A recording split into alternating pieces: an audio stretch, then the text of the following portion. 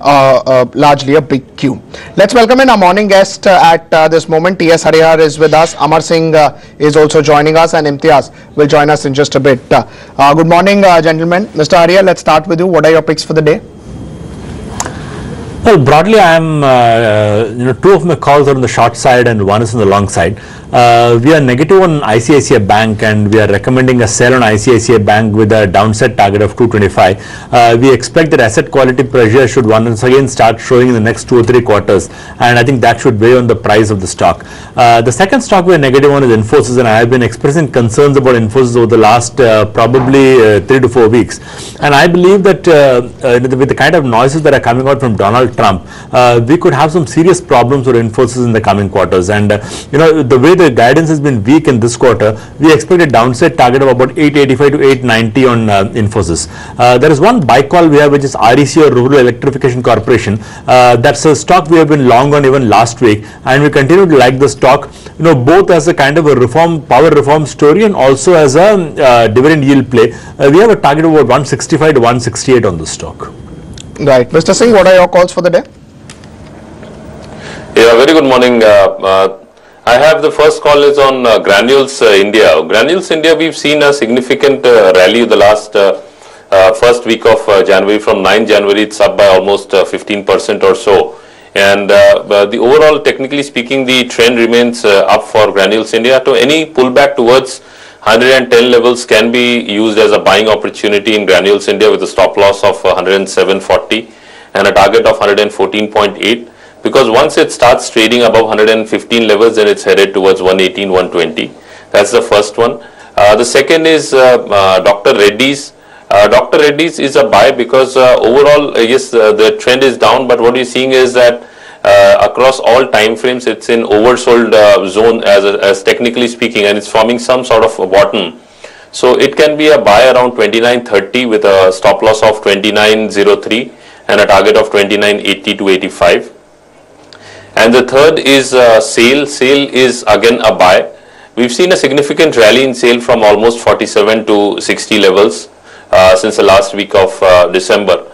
So SAIL is a buy, but not at current levels. Any dip towards 57 could be used as a buying opportunity with a stop loss of 55.90 because 56.20 is a key support level for SAIL and a target of 60.5 because SAIL technically on the charts still is very strong. So any pullback should be used as a buying opportunity.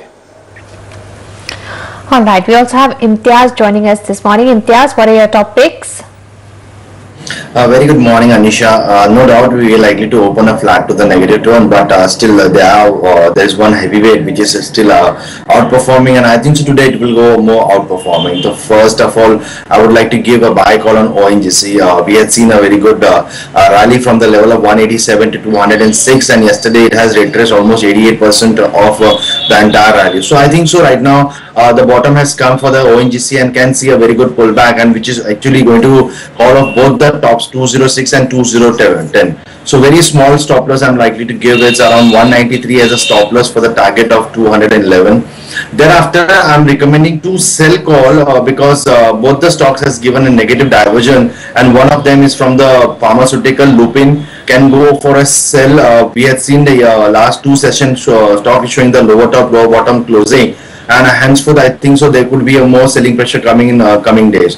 So can we sell with a stop loss of 1499 for the target of 1398. And there's a one stock NHPC which has given a very much outstanding performance in the previous rally, and right now the yesterday 2 days of fall, I think so the rally has got paused, and I think so there could be a possibility of stocks going down till around 25 rupees from where the rally has started.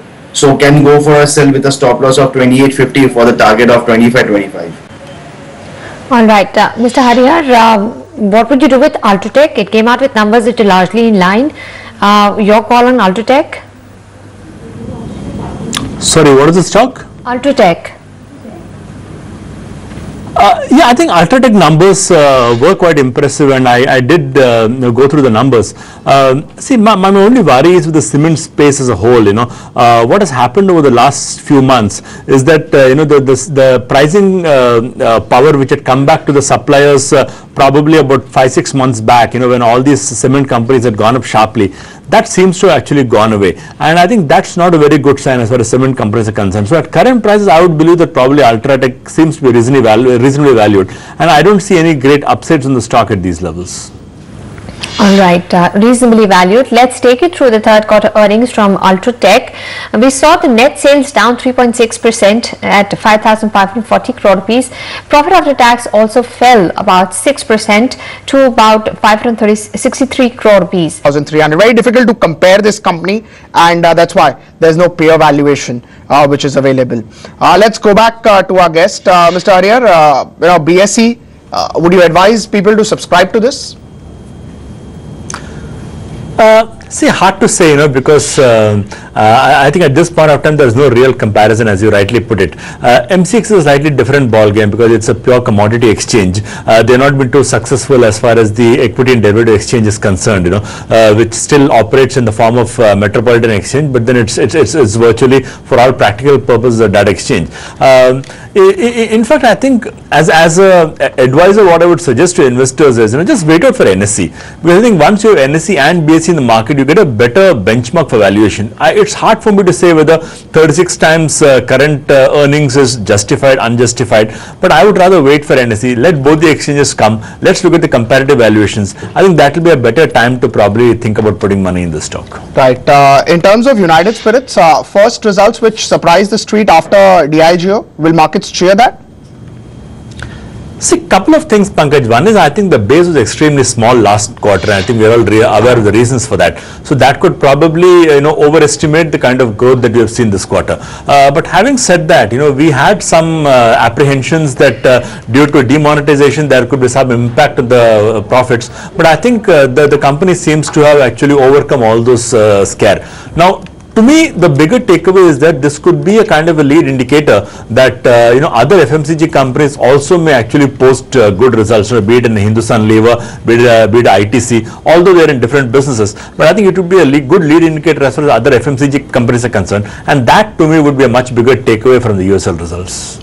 Right, so a lot of companies will be in focus, a lot of mid-cap companies that have declared numbers, large-cap companies like United Spirits, UltraTech, Indiabulls Housing to be in focus, and a lot of companies do declare numbers today. So you'll have Asian Paints, HUL, all of them will declare numbers today, and ahead of numbers there always seems to be activity, at least in the large-cap space. Most of the numbers like UltraTech, United Spirits, Indiabulls Housing, at least on the large-cap front, has been on the positive side. Just awaiting prices to open. We should start to get first ticks anytime soon now. That's the opening bell for you. First trades on your screen. Asian Paints numbers today, 1 rupee higher. HDFC Limited flat with a negative bias. Aurobindo Pharma no change, 3 rupees on the lower side. HDFC Limited 2 rupees higher. Idea Cellular close to 71. Axis Bank another day of decline, or let's just wait because at least the opening is on the lower side. Infosys about 0.5% lower. Hindalco up about 0.8. UltraTech is a company which is reacting to its earning. 5,000 shares of volumes is very strong for UltraTech. That's about 3,516. United Spirits is right away up about 3.5%. 2,149 for United Spirits. Very strong set of numbers. 10:30 is when the con call is. RBL Bank, a superb set of numbers. There was no problem in that numbers, but they were in line. So it's up about 4.5%. Navin Fluorine is down about 1%. So numbers on a YOY basis look on the positive side, but there is no change sort of a number. L&T Tech is up about 65 paisa, 912 for L&T Tech, no major movement. Amara Raja, slightly lower set of numbers, that's down about 4.5%. Force Motors declared numbers which were lower than estimates, and that's that's actually down around 5%. Persistent was lower than estimates, it's down about 2.5%. Rallis numbers were pretty good, it's up around 3% right now. 47,000 shares already traded for Rallis. Indiabulls Housing Finance numbers were decent, in line, don't expect a major movement on that name. Okay, 1% higher, 1.6% higher rather right now, so looking at decently strong at this point of time. Let's look at Texmaco as well. It's up around 1.5, 1.3. They've signed a MOU. Global Spirit again, they have opened a new facility, so it's up around 1 to 2% odd. Tata Communication is another name that declares numbers today, plus it's a stocks in news, and they have of late been pleasing the street with their numbers, so up around up around on the positive side. MBL Infra has got an order, but still it's down about 3.5%, about 82,000 shares traded. And Kalpataru, they've backed a bunch of orders worth 850 crores, it's up around 3%. 272. Deep Industries, a similar repeat order, but volumes are particularly not that great right now. Deep Industries 295. Anisha, any names that you can pick up in terms of volume action? Well, there are a few stocks that are moving well. RBL you mentioned now is up 5% on number of shares which are higher than average. Future Consumer is up 5%. We've seen some action in Ruchi Soya as well.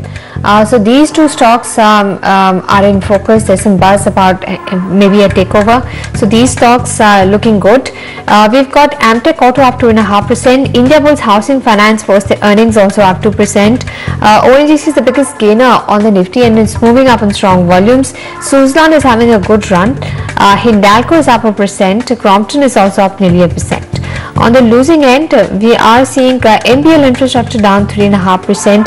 Axis Bank and ICICI Bank remain weak. We're seeing some profit taking in Unitech and Engineers India as well. And Hindustan Construction is also down about 7%. So that's a snapshot of what's happening.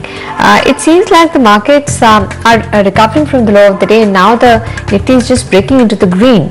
What would you do, Imtiaz, with a stock like Axis Bank? We saw a very big gap down opening on Friday. It is again weak today with another gap down.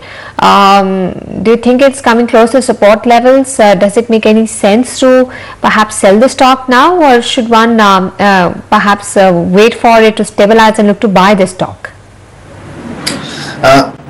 Anisha, I will adopt the second option, what you recommend.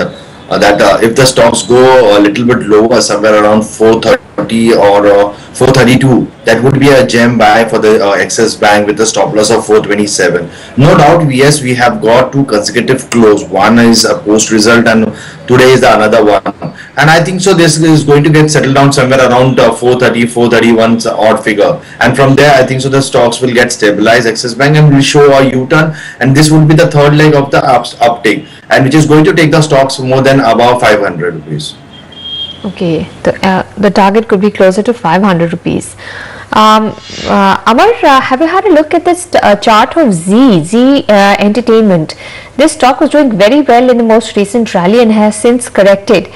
Do you think it has retraced enough? Does it offer a good buying opportunity, or should one refrain?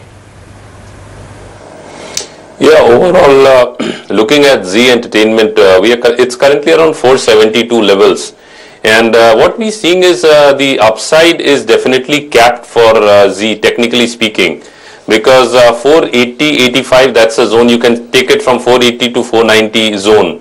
That's a very crucial and significant resistance zone for Z, because there we are seeing a lot of profit booking coming into the market, and also technically speaking, the markets on a short term they are in overbought. In a medium term they are sideways.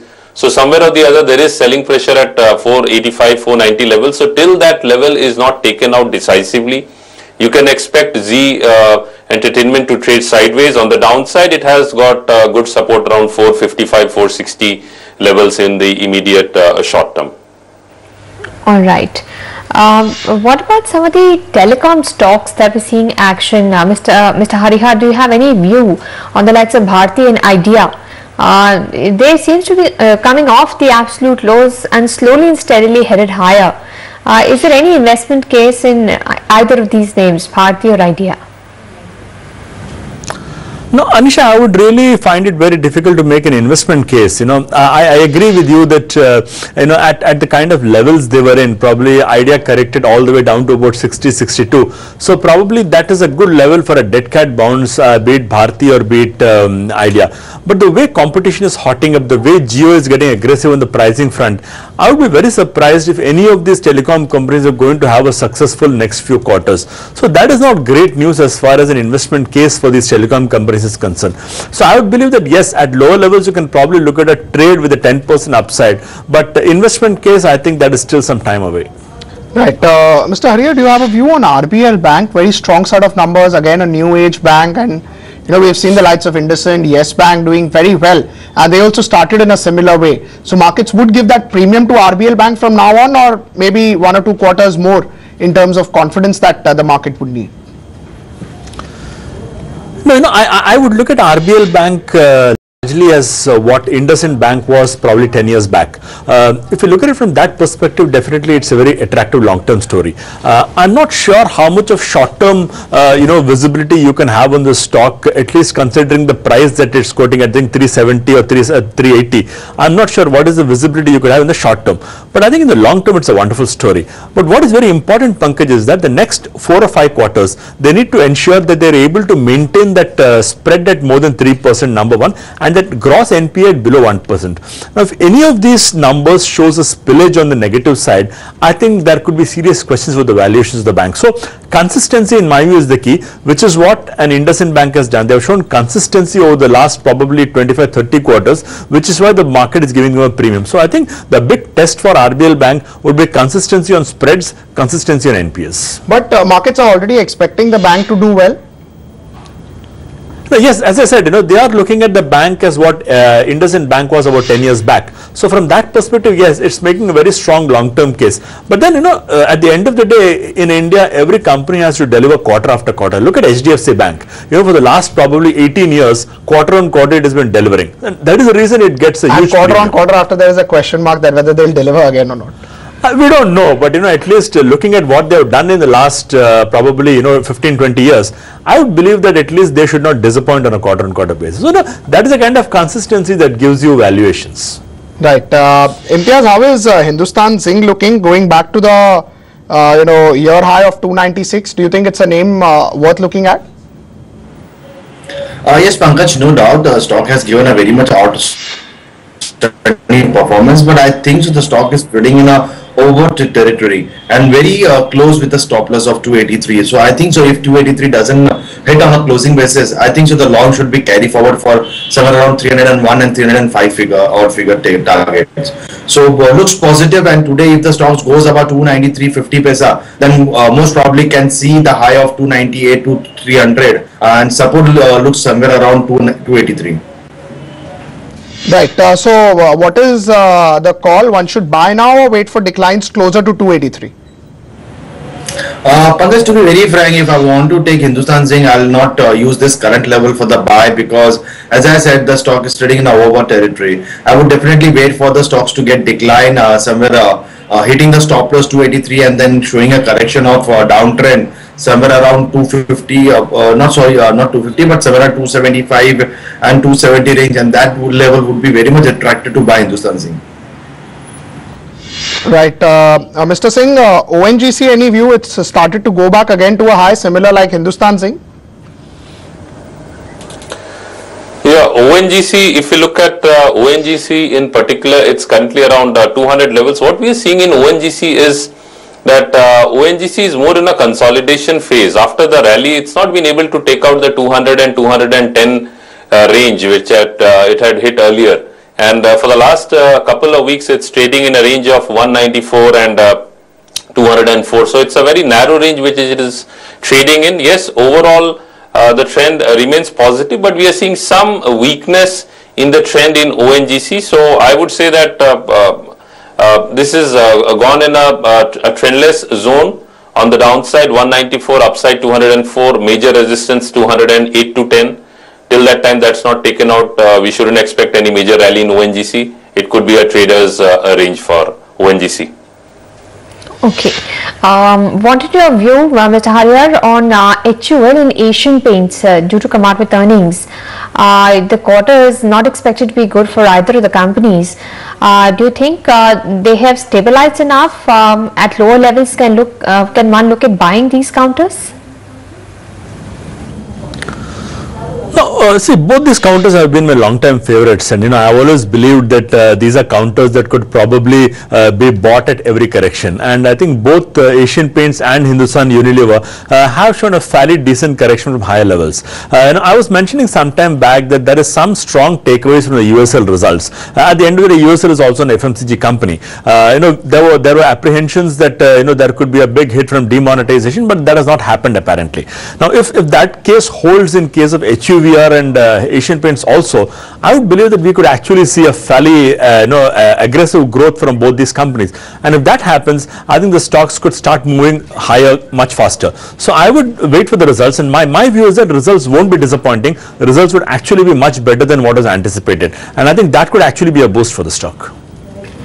Imtiaz, if you look at Asian Paints, it has been, steadily going up. It's trending in a channel. It's finding support and then it finds resistance in a channel, but the channel is faced higher. Now, when should one look at buying this counter at all, if the chart suggests this much? Because there is a lot of resistance around 975 to 980. How do you view Asian Paints on the charts?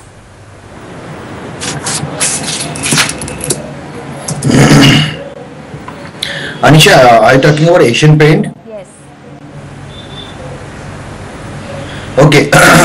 Asian Paints look very much attractive at this level. I think so. One can keep a stop loss of 950 on a closing basis and can go for a long. There's a one gap down opening on a daily chart somewhere around 1008, and that can be keep as a target for 1008. Until this stock doesn't give a close below 950, I don't think so there could be any negative flow. And I think so today is a result for the Asian Paint also. So this look very much promising at this point of time, and I think so one should be looking for with a strict stop loss, and if the stop loss hit, can take a exit position, else hold on. Can we see a gap up opening tomorrow, or maybe a very good heavy buying till 1008? Right. Amar, any of the tire stocks offering a good opportunity either on the long or short side? Yeah, overall, the tire stocks, we are seeing some consolidation in the tire stocks. If I'm looking at CEAT in particular, it's trading around 1180, and on the downside, 1160 is a key level of support, and 1220 on the upside.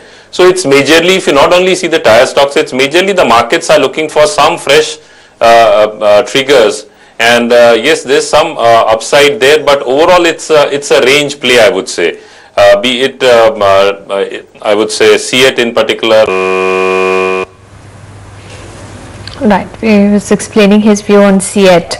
Imtiaz, what do you do with BHEL? Last week we had seen a good up move coming into that counter, but the up moves don't last for too long. This counter has not rewarded its investors. What would you do with BHEL?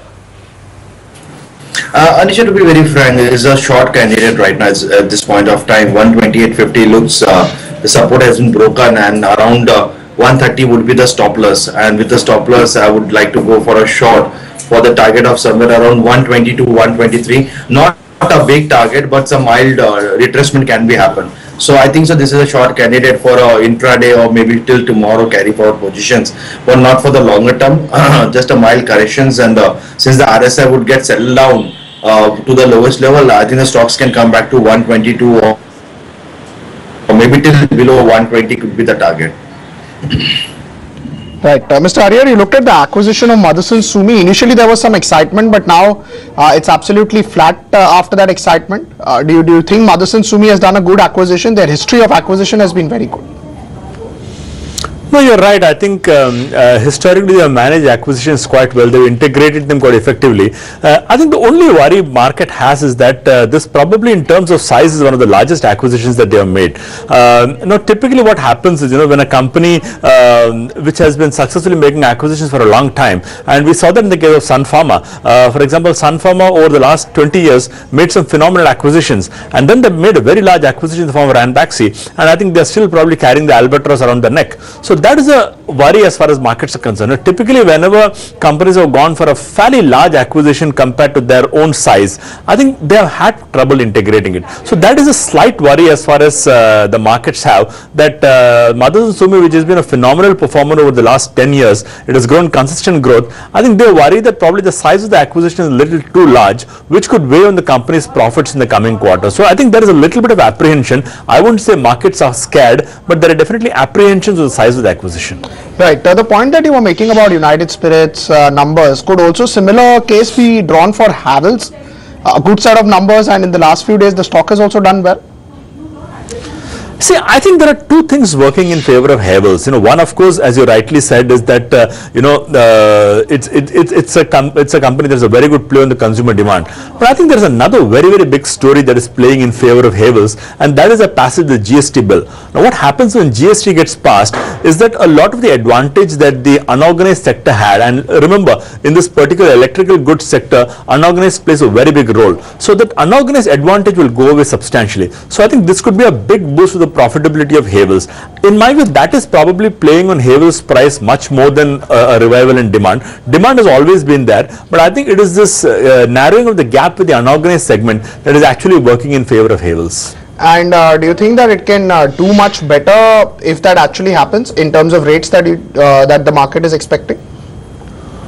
Oh yes, I think it could be a game changer because I have liked this stock for a very long time, and it has actually been a very, very consistent performer. But probably the overhang of the unorganized sector continues to weigh on the stock. But I think if GST gets passed, it won't be a short-term impact; it will be a slightly long-term impact. I think over the next 2 or 3 years, Havells could actually be a very, very big outperformer from these levels. Thank you so much, gentlemen, for joining us here this morning. Just before we go, Mr. Hariyar, let's start with you. Any disclosures? Yeah, I think of the stocks we discussed, I have a personal position in REC, but the other stocks you can assume that we have given to our clients at different points of time. Mr. Qureshi, disclosures for you? Thank you very much. The stocks which we had discussed today, personally not holding any of them positions. Mr. Singh, disclosures for you? Yeah, I personally don't hold positions in the stocks that I've discussed. Yes, some of our clients could be holding positions. Thank you so much, gentlemen, for joining us this morning. We'll slip into a break at this point in time. When we come back, we will be joined by Andrew Holland, CEO